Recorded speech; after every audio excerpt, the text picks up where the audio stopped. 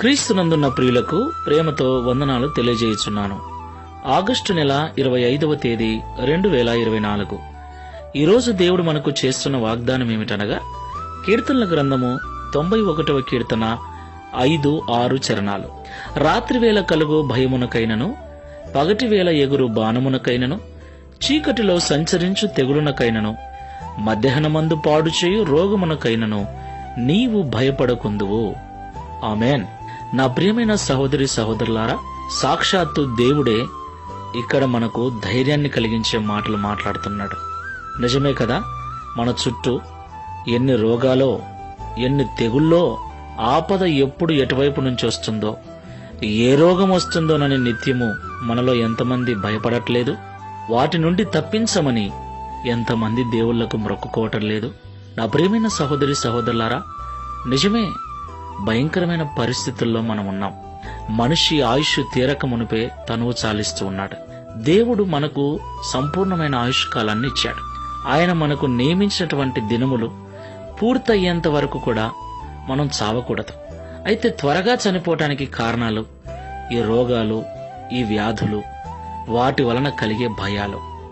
అయితే ప్రభు అంటున్నాడు, వీటికి నీవు భయపడకుందువు అని. దేవునికి మహిమ కలుగునుగాక. నా ప్రియమైన సహోదరి సహోదరులారా, నిజానికి ఈ లోకంలో రోగాలకు, తెగుళ్లకు భయపడిన వారు ఎవరూ లేరు. ఒకవేళ ఉన్నాడు అలాంటి వ్యక్తి అంటే అతడు నిశ్చయముగా మహోన్నతుడైన దేవుని చాటున నివసించువాడే. ఆయనే నాకు ఆశ్రయమని, ఆయనే నాకు కోట అని, ఆయనే నా కొండ, నేను నమ్ముకొను నా దేవుడు నా దుర్గమని ఎవడైతే జీవిస్తున్నాడో ఆ వ్యక్తి మాత్రమే లోకములో దేనికి భయపడకుండా ధైర్యంగా ఉండగలడు. ఈ మాటలు వింటున్న ఓ క్రైస్తవుడా, ఎలా ఉంది నీ విశ్వాసపు జీవితం? ధైర్యంగా ఉండగలుగుతున్నావా, లేకపోతే నిత్యము భయాలతో బ్రతుకుతున్నావా? ఒక్కసారి పరిశీలన చేసుకుని ప్రార్థన చేసుకుందాం. మహోన్నతుడైన యేసుక్రీస్తు ప్రభువా, పరిశుద్ధుడా, మీకు వందనాలు చెల్లిస్తూ ఉన్నాం. అవును ప్రభువా, మా చుట్టూ ఎన్నో తెగుళ్ళు, ఎన్నో రోగాలు, ఎన్నో భయంకరమైన చీకటి శక్తుల ప్రభావాలు, వాటి మధ్యలో మేము జీవిస్తూ ఉన్నాం. కొన్నిసార్లు వాటి వలన మాకు భయం కలుగుతోంది. అయితే మీరీరోజు మాతో మాట్లాడి ఉన్నారు.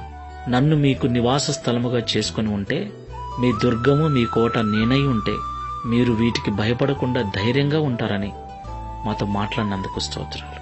ప్రియ తండ్రి, ఈ ప్రార్థనలో ఏకీవిస్తున్న మేమందరం ఈ భూమి మీద మీరు మాకిచ్చిన ఆయుష్ కాలమంతయు ధైర్యముగా జీవించినట్లుగా నీ యందు విశ్వాసము కలిగి నిన్ను నివాస స్థలముగా చేసుకుని మా ప్రభువు మాకున్నాడన్న ధైర్యముతో బ్రతుకుటకు సహాయం చేయమని, తద్వారా ఈ దిన వాగ్దానమును మా అందరి జీవితంలో నెరవేర్చి మీ నామమును మహిమపరచుకుని యేసుక్రీస్తు వారి నామములో ప్రార్థించి వేడుకుంటున్నాము తండ్రి. Amen. Praise the lord. God bless you.